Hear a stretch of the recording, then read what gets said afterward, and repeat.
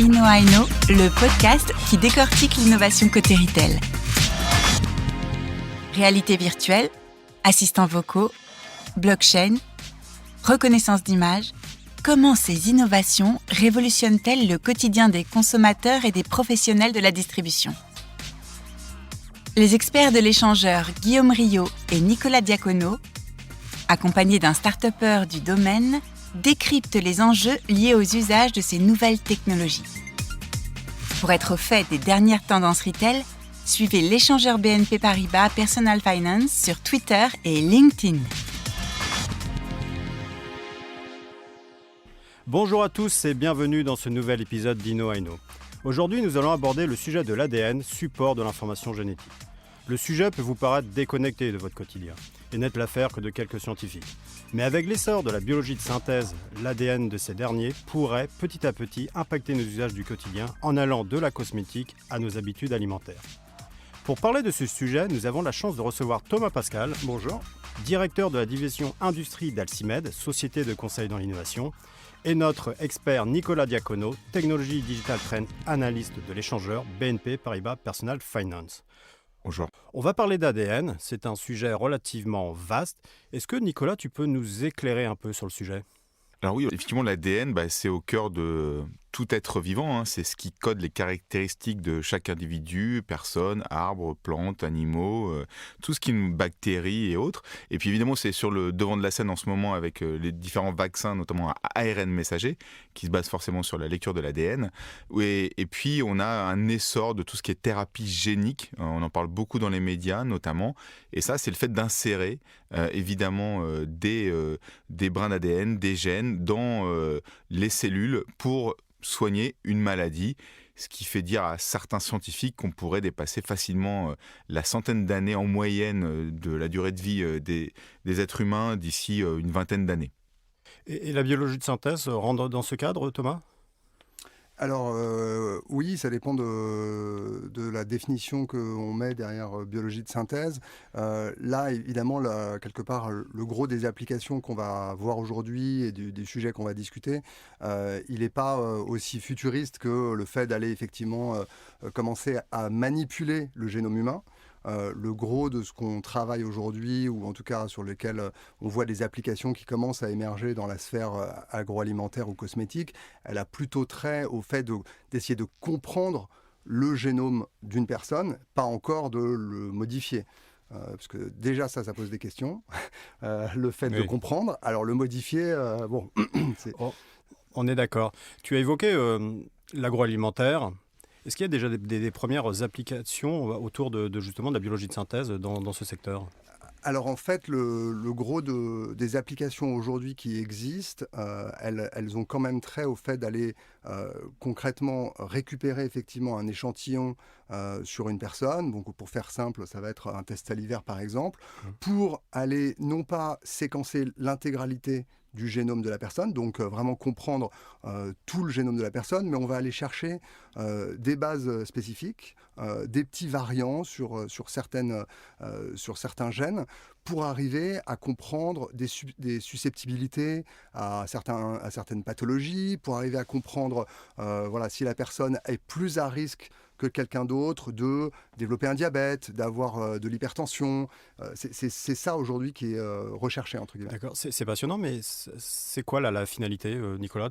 Typiquement, en complément de ce que disait Thomas, c'est qu'effectivement, moi, quand j'étais aux États-Unis, par exemple, j'ai pu faire un test qu'on appelle récréatif, pour avoir des informations sur effectivement mon génome avec des marqueurs, notamment sur la capacité à développer des problèmes dermatologiques. Et du coup, on me conseillait de manger plus d'oléagineux. Donc on voit ce lien effectivement entre le profilage entre guillemets de certains marqueurs ADN pour des sensibilités et puis l'influence que ça peut avoir sur son quotidien, son alimentation par exemple. Donc c'est vraiment dans cette dimension-là où c'est intéressant. Effectivement, on n'est pas encore à manipuler. Et puis c'est la biologie de synthèse, là où c'est intéressant aussi, c'est que ça peut être utilisé pour la production alimentaire, mais ça on dévient peut-être un peu du sujet de l'ADN, c'est qu'effectivement aujourd'hui on peut utiliser des bactéries pour produire des aliments, pour produire même de l'énergie, du bioéthanol à partir de bactéries. Tout ça avec des manipulations génétiques, évidemment. Donc c'est un vaste sujet, mais si on refocus sur la consommation, effectivement, l'ADN peut devenir quelque part un driver de la consommation d'ici une vingtaine d'années. Et on pourrait dire par là que le séquençage ADN pourrait créer la source d'une future food de demain.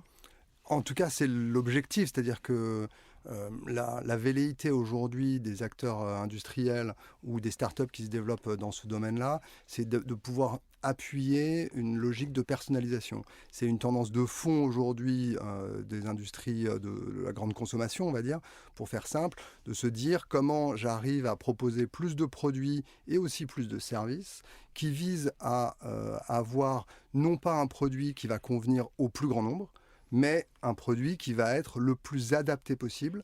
Quand tu parles de personnalisation, c'est quoi adapté? C'est par rapport à mes... Justement, alors quelque part, ça revient à des questions de base de la segmentation marketing de ma cible, etc., qui continue toujours d'avancer dans ces domaines-là pour essayer d'avoir des produits qui sont qui correspondent le mieux à tes besoins. À toi, par exemple. En termes de goût, en termes de santé, d'efficience en calories là, plutôt par rapport à des aspects qui vont être dans la sphère nutritionnelle ou santé, mais santé bien-être. Parce qu'évidemment, la frontière ensuite va être fine sur le fait de ne pas aller vers quelque chose qui va commencer à promettre le traitement de maladies. On est forcément obligé, à partir du moment où on est dans une sphère de grande consommation, de se restreindre à des usages qui vont être dans de la prévention, dans de la maîtrise d'un risque, mais on ne peut évidemment pas commencer à dire qu'on va développer un produit pour toi qui te soigne de ta maladie, ou alors on n'est plus dans la sphère de la grande conso. Tu parlais d'industriels, d'acteurs. Toi, Nicolas, tu en connais déjà qui sont déjà sur ce créneau? Dans l'alimentation en particulier? Alors dans l'alimentation, je sais qu'il y a des réflexions chez Amazon, évidemment, parce qui investit, qui investit dans des startups autour de la génomique. Alors c'est pas anodin, hein. On sait très bien qu'ils ont aussi des velléités à créer des fermes urbaines, donc ce qui fait dire à certains experts qu'ils sont en train de travailler pour créer évidemment les semences pour les fermes urbaines, pour qu'il y ait plus de productivité au niveau de tout ce qui est urban farming, qui est une grosse tendance qui s'est accélérée. Et puis également en Asie, Tencent, qui a investi dans une startup qui s'appelle iCarbonix, qui propose de vous guider tout au long de votre vie, dans tous les pans de vie, de l'alimentation, santé, sport, tout ce que vous voulez, à partir de votre ADN. Alors tu peux être un peu plus explicite. Grosso modo, si je comprends bien, via Tencent, je fais un test ADN, oui. Ils font un séquençage, et par rapport à ça, ils vont adapter toutes les offres possibles dans mon environnement de vie, aussi bien l'alimentaire, le sport. Et donc, par rapport à mon code génétique, j'aurai des services vraiment personnalisés, plus qu'hyper personnalisés même. Complètement, mais c'est exactement ça. Ils te diront, voilà, vous avez des fibres musculaires plutôt rapides, vous faites tel type d'activité physique, vous avez... C'est bienvenu à Gattaca, là. C'est exactement ça. Mais tu sais, la dimension de la donnée est complètement différente entre l'Europe et encore plus la France, où les tests ADN sont très régulés, réglementés, et on ne peut pas savoir ses origines, par exemple. En France, il faut passer par la justice. Et contrairement en Angleterre, par exemple. Donc il y a des réglementations qui sont différentes aussi en Europe sur ces sujets-là. Et en Asie, le champ du possible est complètement ouvert, puisque derrière, évidemment, tous ces grands acteurs se trouve l'État. Mais moi, j'ai une question, parce que je reviens au test ADN. Il y en a beaucoup. On parle beaucoup d'Ancestry, 23andMe, 23andMe qui appartient à Google. Hein. Et il y a des millions qui ont fait ce test, justement, pour connaître leurs ancêtres. On peut imaginer que Google, derrière tout ça, aille un peu plus loin dans ce séquençage génétique. Aujourd'hui, en tout cas, effectivement, le démarrage s'est fait autour de quelque chose qui était peut-être plus facile à construire, autour effectivement de trouver ses ancêtres, quelle est la part de gènes nordiques que tu as encore en toi, etc. Mais tous, ou en tout cas une grande majorité de ces acteurs, cherchent à développer le portefeuille de tests qu'ils sont capables de faire. Et donc, il y en a quand même une grande majorité, et tu citais 23andMe et d'autres dans la même veine, proposent des kits additionnels qui vont aller au-delà de juste, effectivement, tes ancêtres, pour être capable de te dire, justement, ton risque potentiel ou ta susceptibilité à certaines maladies, à certains problèmes de santé. Donc, tu vas pouvoir rajouter $200 pour avoir un health kit qui va te donner, effectivement, ton risque de maladie. Et c'est bien le problème, entre guillemets, et le cadrage qu'on peut avoir en Europe et notamment en France avec la loi bioéthique. C'est-à-dire que le danger ou le risque, c'est de se dire, est-ce que le consommateur lambda est capable de gérer cette information ? puisque si moi, on me dit effectivement demain, en fait, Thomas, tu as 50% de chances de plus de développer un diabète, comment je vais gérer cette information? Qu'est-ce que ça veut dire déjà dans l'absolu? C'est-à-dire que c'est 50% de chances de plus, mais sur un risque absolu qui est de 1 sur 1000. Et donc, en fait, le 50% de plus, il n'est pas très dangereux, ou c'est un 50% de plus sur un pourcentage au départ de risque qui était très significatif. Et donc, effectivement, il faut que je sois capable d'appréhender cette information. Moi, j'ai une question pour vous deux. Pensez que les consommateurs aujourd'hui, ou ceux de demain, seront prêts justement à donner leur ADN pour avoir justement des services personnalisés? Et si oui, quel secteur en premier? Donc, en complément, effectivement, pour rebondir sur ce que tu viens de dire, Guillaume, il y a une étude qui a été menée par Euromonitor en Europe et qui explique que près de 20% des consommateurs sont prêts à donner leur ADN pour avoir des offres personnalisées, notamment dans l'alimentation et la cosmétique, parce qu'on parle beaucoup de nourriture, mais Thomas pourrait aller même plus loin dans le détail, mais ça impacte aussi la cosmétique et c'est pas nouveau. Au Japon, depuis 2015, c'est le cas, on peut faire des tests ADN pour savoir les produits de beauté qui vous conviennent le mieux pour lutter contre le vieillissement de la peau et ainsi de suite. Il y a des marques qu'on peut mentionner? Il y a notamment une boîte qui s'appelle KitCare qui a lancé son kit DNA qui vise effectivement à pouvoir donner quelque part sa susceptibilité notamment au vieillissement, donc à quel point ta peau va être sensible aux rides à terme, va être sensible aux coups de soleil. Bon, ça je pense que tu peux en faire plus facilement l'expérience toi-même pendant tes vacances, mais c'est ça la finalité entre guillemets. C'est effectivement de pouvoir proposer un niveau de service qui fait que le consommateur va se dire ouais, moi j'ai envie. Et aujourd'hui, effectivement, sur cette question de se dire mais est-ce que le consommateur va vouloir avoir cette information? Oui, c'est complètement dans l'air du temps. On voit bien aujourd'hui que, on va revenir à des basiques, mais le développement d'Internet, etc., fait que quand même le consommateur lambda, entre guillemets, il a une appétence pour l'information, une volonté de se prendre en main ou se prendre en charge vis-à-vis de sa santé, vis-à-vis de son alimentation. Il a envie de comprendre. Après, effectivement, comme c'est des choses qui sont techniques et pointues, la question, ça peut être est-ce qu'il va gérer cette information? J'entends, sauf que là, c'est des informations de l'intimité. Ouais. C'est notre corps. Ouais. Et je sais que Nicolas, tu avais écrit un article justement par rapport, on peut imaginer que l'ADN deviendrait peut-être un outil de scoring demain. Oui, complètement. Tu sais, il y a déjà des pistes là-dessus. C'est effrayant. Ouais, c'est effectivement effrayant. Il y a des pistes comme ça, notamment en Arabie Saoudite. Quand tu vas demander la nationalité saoudienne, il faut que tu amènes un test ADN. Donc, ils vont te faire un profilage ADN qui va être lié à ton identité. On peut imaginer, évidemment, on parle du scoring social en Chine. On peut arriver évidemment à intégrer de l'ADN dans le scoring social. Alors après, ça soulève des vraies problématiques qui rappellent les heures les plus sombres de l'histoire de l'humanité avec des potentielles épurations en fonction de ton profil ADN.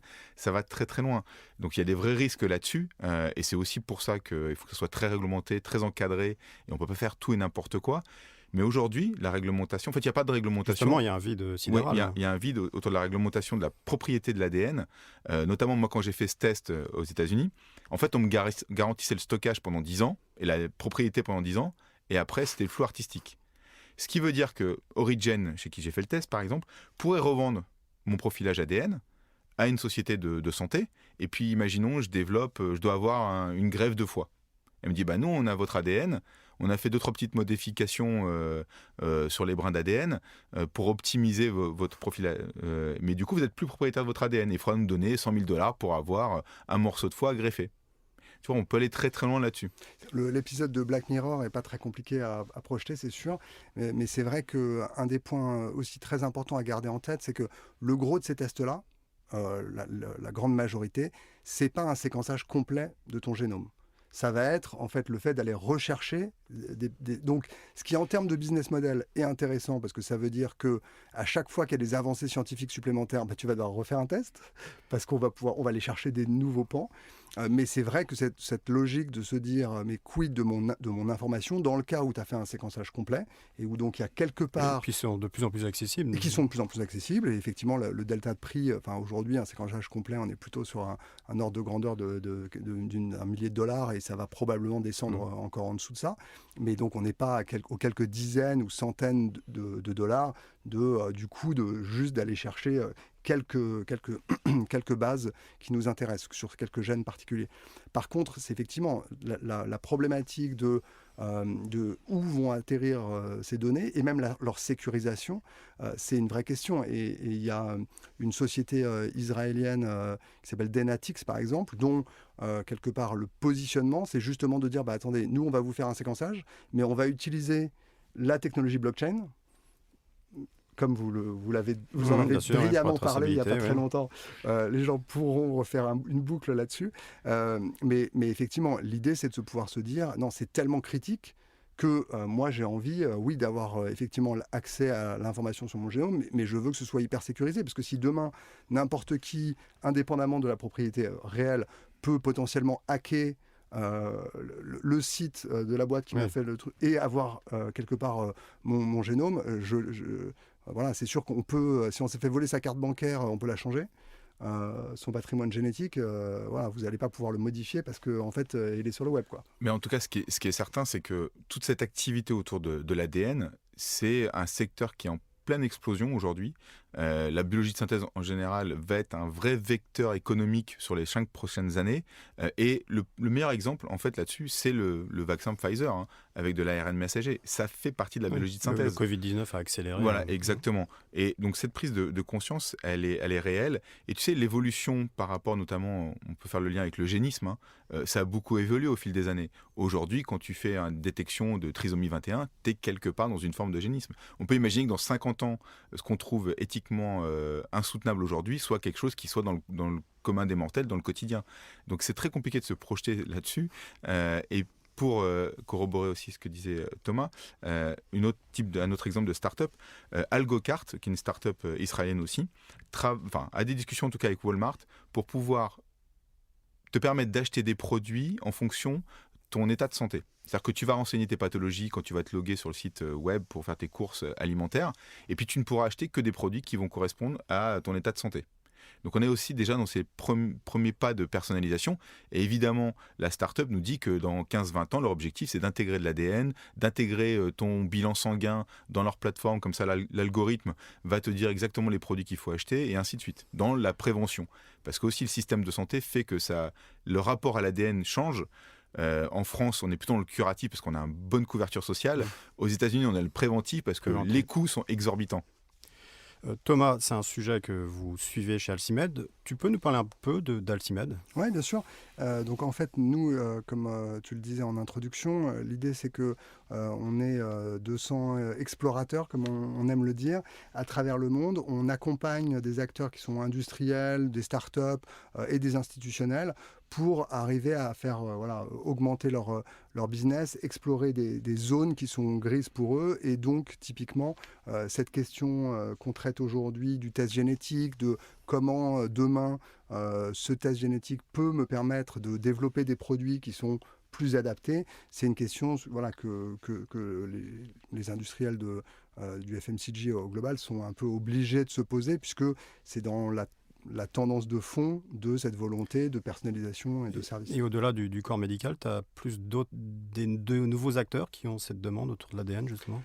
Alors oui, parce que justement, on citait tout à l'heure des acteurs au Japon. Nestlé, par exemple, a fait un test il y a maintenant 2 ans sur les personnes âgées avec un combo et où ils faisaient en même temps des tests génétiques pour derrière proposer quelque part des recommandations en termes de nutrition. Ils s'en est où actuellement ? Je ne sais pas ce qu'ils ont développé, mais c'est sûr. S'ils ont continué C'était les premières prémices, quoi. Ouais, exactement. Mais on l'évoquait tout à l'heure. La première barrière, c'est qu'il y a quand même beaucoup de pays au monde où de toute façon, aujourd'hui, c'est pas possible. C'est contraint par la réglementation. Donc forcément, on en est quand même plutôt à projeter l'univers des possibles de demain et à se préparer à ça, à se rapprocher des grands groupes. Et ils en sont plutôt à se rapprocher ou à prendre des participations dans des startups. Plus que, on l'a vu avec Amazon, avec Nicolas. Exactement. Vous avez l'exemple pour nos animaux de compagnie de Mars, qui a investi via son venture fund dans Wisdom Animal Health, qui fait exactement le même genre de test, mais pour ton petit chien, et qui va te permettre de te donner des recommandations. Bon, et de la même manière que 23andMe, en un, ils vont te dire finalement, est-ce que c'est un 100% épagneul breton ou non, il a 10% de telle et telle race. Et derrière, d'être capable, de tester sa susceptibilité ou son risque de développer certaines maladies et sa susceptibilité à certains traitements thérapeutiques, ce qui est proche de ce qu'on voit en humain, de pouvoir dire non, ça ne sert à rien de lui donner tel médicament, ça ne marchera pas sur ton petit chien, donc s'il a un problème, il faut le traiter différemment. Et c'est ça un peu la logique, entre guillemets, dans ces développements. Mais en complément, justement, il y a une autre start-up, Rejuvenate, en Californie, qui travaille sur les pathologies génétiques, notamment cardiaques des King Charles, et qui propose justement par thérapie génique de les soigner par ce biais-là. Donc on voit ce qui est fait sur l'animal. Je pense quand même qu'il y a de fortes chances que les mentalités évoluent. Tu as parlé de la loi bioéthique.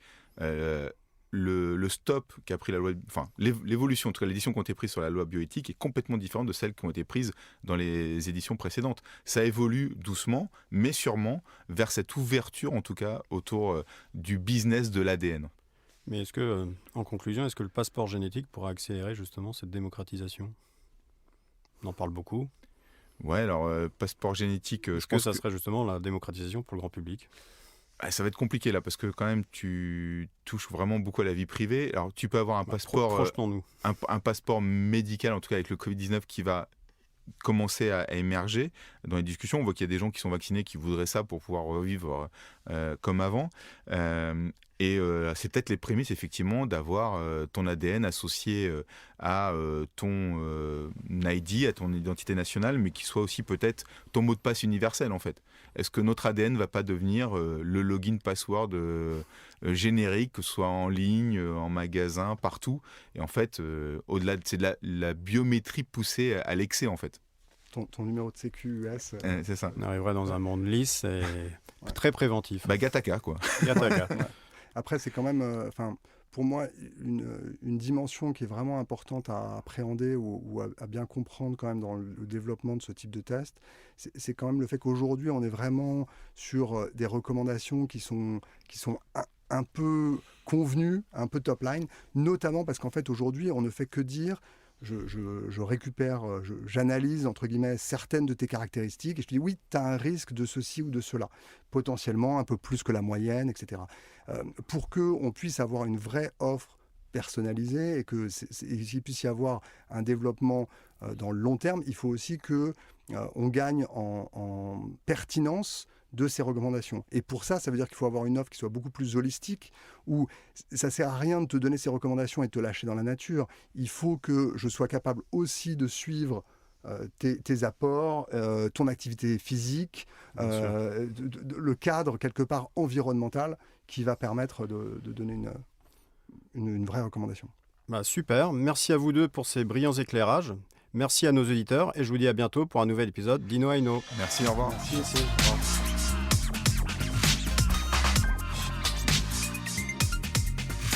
Retrouvez l'ensemble des épisodes d'Inno Aino sur les plateformes de streaming, sur le site de BNP Paribas Personal Finance et sur celui de l'échangeur. Et pour rester connecté aux dernières tendances retail, suivez l'échangeur BNP Paribas Personal Finance sur Twitter et LinkedIn.